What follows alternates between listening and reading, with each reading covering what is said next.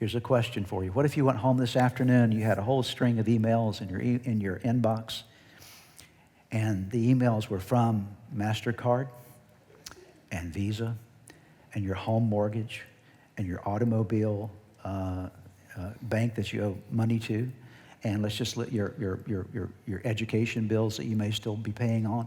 And if all those things that you owe money, that every email you open, the statement inside, we're happy to announce that your debt has been fully paid. Would there be a lot of hallelujahs going on around here? Okay. Yes, sir. Would there? Okay. Think about it.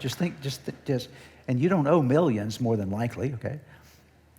But you owe enough to where it's a burden to you, right? You got to pay your bills. And so these things weigh upon you, okay, at times. And so if you were to go home today and realize, I'm debt-free. I'm debt-free,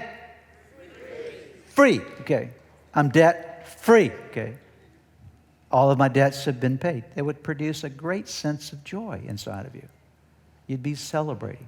That's exactly what happened to this servant, except in more of a massive, expanded sense, because it was thousands of dollars. And the terrible and the sad part of the story is that this man, who's now experienced something far beyond even what I just described in your own life, he goes out and finds this fellow that owes him this very small amount of money. And can you imagine that he actually does this? He grabs him by the neck and begins to choke him for let's say, at the most $100 worth of debt, and says, pay me everything you owe me. And the man says, give me some time. And he says, I'm not going to give you any time at all. I'm going to have you thrown into prison until you can pay back everything that you owe me, even though it's this piddly small amount in comparison to what I've been forgiven for. What's the point of the story? The point is about us again. It's about how we treat other people. Having received the mercy and grace and forgiveness of God in Jesus, we still do the same thing to other people. We still go to those that hurt us along the way, and we demand payment. It's called payback. I'm going to pay him back for what he did to me.